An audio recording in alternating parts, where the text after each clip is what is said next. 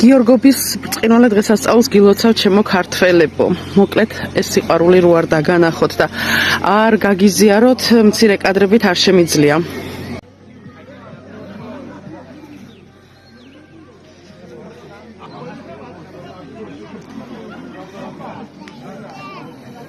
ჩემო ძვირფასო მეგობრებო, სამეგრელოში ვიმყოფები, კერძოდ სოფელ კირცხში. ესე იგი, იმდენად ნასიამოვნები ვარ გუშინდელი დღით და რა თქმა უნდა დღევანდელი გრძელდება. დიდი ხანია აი ბავშვობის შემდეგ აღარ მახსოვს სეფაში გადახდილი ქორწილების ტრადიცია. ჩვენთან იმერეთში ეს უკვე აღარ არის სამწუხაროდ.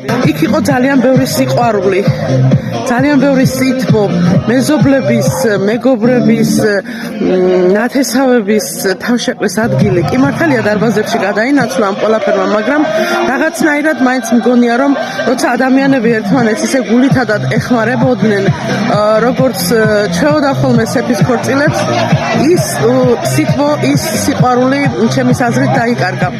დღეს ქორწილის მეორე დღეა და მინდა უბრალოდ თვალი გადაგავლებინოთ სეფაში ქორწილის მეორე დღეს როგორ იკრიბებოდნენ და აგრძელებდნენ სიყვარულს მეზობლები, ისინი ვინც ერთმანეთს ასე გულითადად ეხმარებოდნენ პირველ დღეს.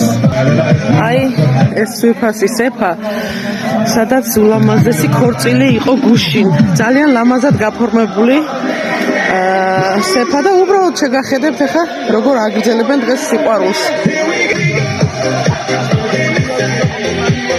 ამაზე დიდი სიყვარული არ არსებობს. გუშინდელი სუფრის ბატონი თამა და ბატონი დათა ესაც ფორმაშია.